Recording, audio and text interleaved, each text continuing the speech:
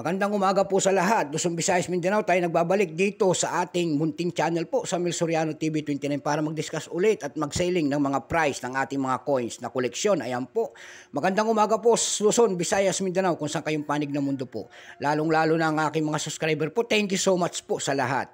Yun naman po kung hindi pa nakapag-subscribe at gusto nyo ang ganitong mga topic po about coins ang ating pinag-uusapan, ayan, makikisuyo lang sana at malaking tulong po kung pipindutin nyo po ang ating notification bell, subscribe and like para ma-update po kayo sa mga latest ko pang gagawin mga video po.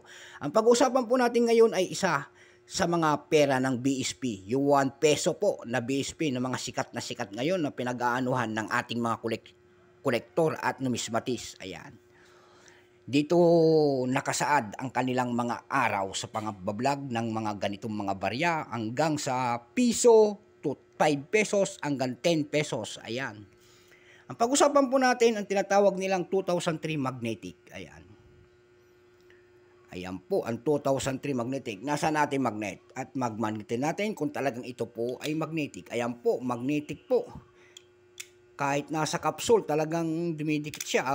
Ayan po, yung isa. Ayan. Dalawa siya kasi. Ayan po. Namamagnet. Excuse me po. Ayan. Magnetic po ito. Makikita nyo po ang imahe ng isang lalaki nakaharap po sa kanang bahagi po. Makikita nyo doon sa kanyang harap. Nakalagay po ang 1 peso. At ang kanyang pangalan po, kitang-kita naman po, siya po ay si Jose Rizal.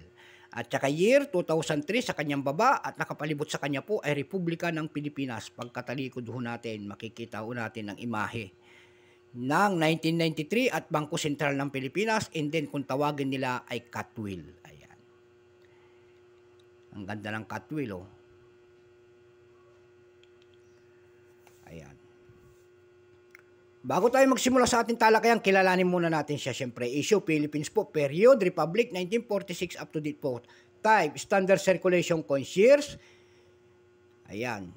Mula 2003 hanggang 2017, ayan po. Hinati po, magnetic kasi, yung magnetic mula 2003 hanggang 2017, ayan po.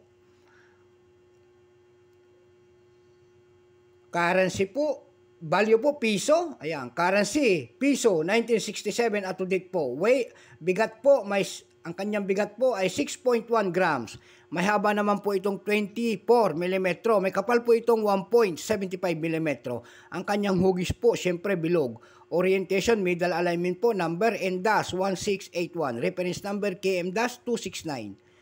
Ayan. Ito pong 2003 na ito, ayan po.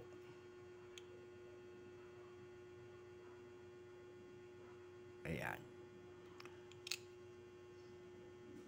2003 na ito, ayan po, ilang percentage lang. Ito po ay 24%.